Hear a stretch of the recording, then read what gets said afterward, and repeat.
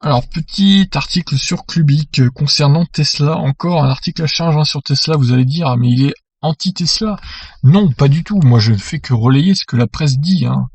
Je suis pas pro ou anti-Tesla du tout. Je suis plutôt neutre envers Tesla pour le coup. J'aime bien, mais je suis pas fan non plus. Donc voilà, je suis objectif.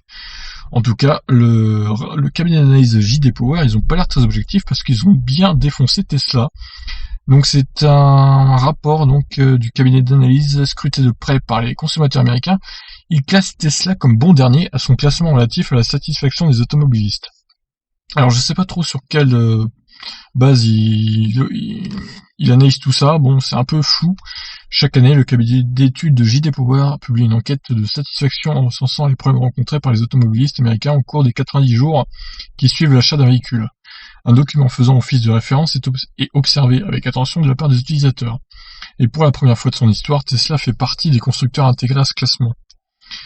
Alors, l'Initial Quality Study classe ainsi le fabricant au travers d'une note obtenue en fonction du nombre d'anomalies observées, notamment au niveau des technologies embarquées, mais aussi par rapport aux fonctionnalités difficiles à utiliser, à comprendre, ou qui ne marcheraient pas comme l'utilisateur le souhaiterait, est-il indiqué. Plus le score est élevé, plus le 4 roues a de problèmes. Alors, on aperçoit donc Kia en haut du tableau, avec Dodge, donc à égalité, 136 problèmes pour 100 véhicules. Donc il y a plus d'un problème par véhicule, si on comprend bien leur graphique là. Chevrolet arrive troisième, devant Ram et Genesis. Genesis qui est la marque de luxe de Hyundai, il me semble. Dites-moi si je me trompe, mais je crois que c'est ça.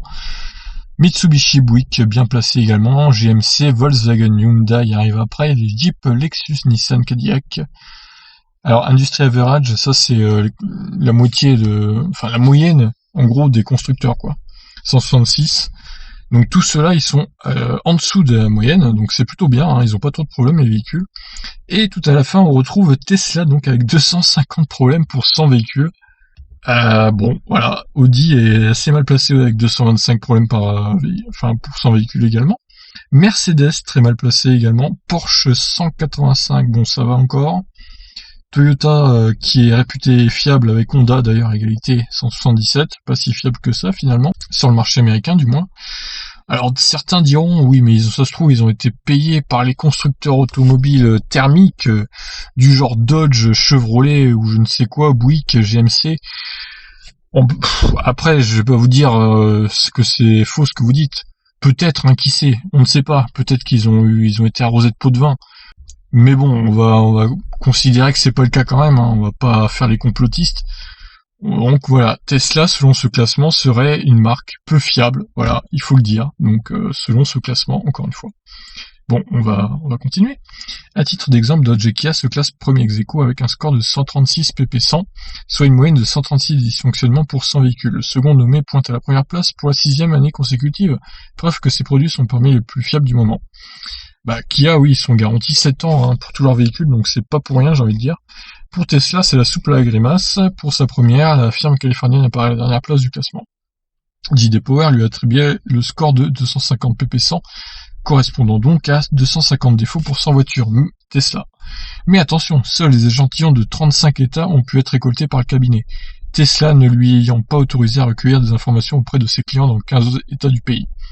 Mais d'après Doug Betts, président de la division automobile chez JD Power, la base de résultats obtenus suffit pour l'intégrer à l'étude. Bon, si Doug Betts le dit, on va le croire, évidemment, sur parole. Mais voilà, bon, écoutez, ça vaut ce que ça vaut.